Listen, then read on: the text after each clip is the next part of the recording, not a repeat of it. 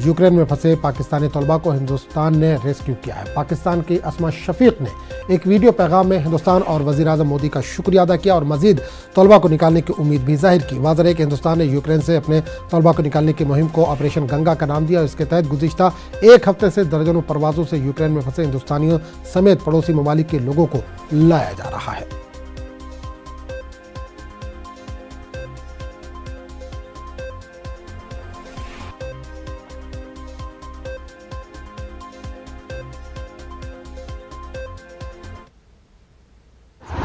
And I'm from Pakistan, and I'm really thankful to the embassy of Indian Embassy of Kyiv for supporting us all the way here, as we were stuck in very difficult situations, and also thanking the Prime Minister of India, and thank you so much for supporting us, and hope we get home safely because of the Indian Embassy.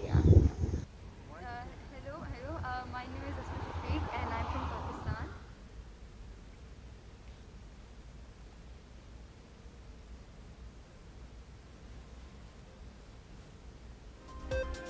Madhya Pradesh assembly के budget session के तीसरे दिन आज शिवराज सिंह हुकूमत अपना सालाना budget पेश करेगी।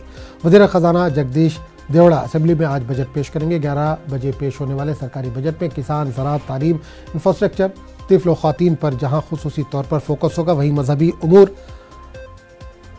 SC, ST और OBC स्कॉलरशिप के लिए भी बजट पर खुसूसी तौर पर फोकस होगा। हुकूमत के बजट में आइंदा साल आने वाले असेंबली इंतखाबात की झलक भी देखने को मिलेगी। हुकूमत 2.5 लाख करोड़ का सालाना बजट पेश कर सकती है। बजट को लेकर मुस्लिम तंजीमों ने हुकूमत से अक़लियती इदारों के बजट में खुसूसी इजाफे का मुतालबा किया है।